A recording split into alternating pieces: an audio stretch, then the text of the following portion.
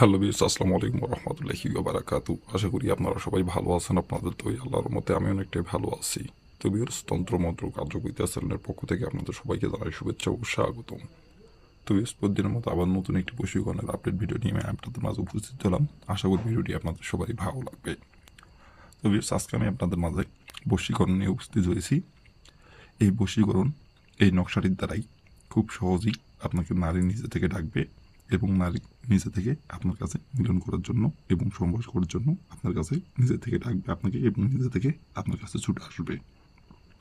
তো আপনারা অনেকেই আছেন যে কোনো বিবাহিত নারী অথবা অবিবাহিত নারীকে আপনার ভালো লাগছে, সে দেখা যাচ্ছে হয়তো আপনার পাশের বাসার ভাবি অথবা আপনার পাশের বাসার স্বাস্থ্য বোন অথবা সম্পর্কে আপনার শাস্তি হয়।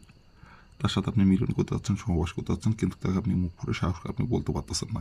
কিন্তু অনেক দিন ধরে পছন্দ করেন এবং অনেক দিন ধরে তার দিকে আপনি তাকাই থাকেন, অথবা সে যখন আপনার চোখের সামনে দিয়ে হেঁটে যায় তাকে দেখা মাত্র তাকে কাছে পাইতে ইচ্ছা করে, কিন্তু বাস্তবে আপনি মুখ ফুটে সাহস করে বলতে পারেন না। শুধু তার দিকে আপনি দুই চোখ ভরে দেখেন, মনে মনে কল্পনা করেন, বাস্তবে বলতে পারেন না। তো ভিউয়ার্স, এই নকশাটি প্রয়োগ করলেই আপনাকে নারী নিজে থেকে ডাকবে।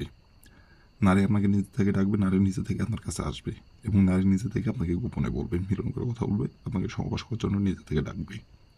তো ভিউয়ার্স, এই নকশাটির দ্বারাই কীভাবে কী করতে হবে এবং এই নকশাটি কোন দিনে প্রয়োগ করলে এবং কীভাবে কী করতে হবে, কীভাবে কী করলে নারী নিজে থেকে আপনাকে ডাকবে, আমি ভিডিওটির মধ্যে নিয়মকানুন সব কিছু বলে দেবো নকশাটির। দয়া করে ভিডিওটি আপনারা টেনে টেনে অথবা স্কিপ করে দেখবেন না, ভিডিওটির প্রথম থেকে শেষ পর্যন্ত মনোযোগ সহ দেখবেন। আর ভিডিওটি দয়া করে আপনারা টেনে টেনে দেখবেন না, মনোযোগ সহ দেখবেন। আর যদি আপনারা টেনে টেনে অথবা স্কিপ করে দেখেন তাহলে ভিডিওটি কিছু বুঝতে পারবেন না। কারণ কোথায় কী নিয়মকানুন বলে দেবো সেটি আপনি টেনে টেনে অথবা স্কিপ করে দেখলে বুঝতে পারবেন না। নিয়মকানুন উল্টাপাল্টা কাজ করবেন, কাজের ফলাফল পাবেন না। তো এই জন্য প্রথম থেকে শেষ পর্যন্ত মনোযোগ সহ দেখবেন। আর ভিউস, আপনারা যারা আমার এই তন্ত্রমন্ত্র কার্যকরিতা চ্যানেলে নতুন দর্শক অথবা পুরাতন দর্শক, দয়া করে আমার চ্যানেলটি সাবস্ক্রাইব করবেন আর পাশে থাকা বেল আইকনটি বাজিয়ে দেবেন, যাতে করে পরবর্তী নতুন কোনো ভিডিও আপলোড করা মাত্র আপনার মোবাইলের স্ক্রিনে আপনি সঙ্গে সঙ্গে পেয়ে যান। আর অলরেডি যারা আমার এই তন্ত্রমন্ত্র কার্যকরিতা চ্যানেলে সাবস্ক্রাইব করে রাখেন তাদেরকে আমি মন থেকে অসংখ্য অসংখ্য ধন্যবাদ জানাই। তো ভিউস, কথা না বলে কাজের কথায় ফিরে যাই। আর ভিউস, আপনারা কিন্তু নিজে কাজ করার আগে অবশ্যই অনুমতি নেবেন। অনুমতি ছাড়া যদি কাজ করেন কাজের কিন্তু ফলাফল পাবেন না। অনুমতি নিয়ে কাজ করতে হবে। আর অনুমতি নেবেন কীভাবে? কমেন্টে শুধু লিখবেন অনুমতি দেন, তাহলে আমি মন থেকে অনুমতি দিয়ে দেবো, কোনো সমস্যা নাই গো। আর যদি কোনো কারণবশত আপনারা কাজ না করতে পারেন তার উপর আমার এই নাম্বার দেওয়া আছে, এই নাম্বার আমার সঙ্গে যোগাযোগ করবেন, কন্ট্যাক্ট করবেন, আমি আপনাদের 100% গ্যারান্টি সহ কাজ করে দেবো, কোনো সমস্যা নাই গো। তো বেশ, কথা না বাড়ি কাজের কথায় ফিরে যাই। এই নকশাটি কোন দিন অঙ্কন করতে হবে এবং নকশাটি কীভাবে কী করতে হবে আমি নিয়মকানুন সব কিছু বলে দিব। এখন আপনারা একটু দয়া করে মনোযোগ সহকারে দেখবেন এবং শুনবেন। আর এখন আমি যেভাবে নকশাটা অঙ্কন করতে বলবো সেভাবে খালি নকশাটা অঙ্কন করবেন, তাহলেই কাজের ফলাফল পেয়ে যাবেন। তো প্রথমত দেখেন ভিউয়ার্স, স্ক্রিনে সুন্দরভাবে নকশাটি কালো কালি কলম দিয়ে অঙ্কন করা আছে। নকশাটি আপনাদের কালো কালি কলম দিয়ে অঙ্কন করতে হবে এবং নকশাটি অঙ্কন করতে হবে সপ্তাহে শনিবার দিনে। আর এই নকশাটি অঙ্কন করতে হবে গোপনীয়ভাবে।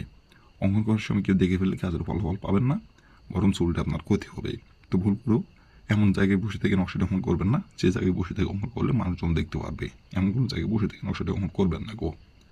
আর শনিবার দিনই নকশাটা অঙ্কন করতে হবে। শনিবার দিন ছাড়া অন্য কোনো দিন অঙ্কন করলে কাজের ফলাফল পাবেন না। শনিবার দিনই নকশাটি অঙ্কন করতে হবে।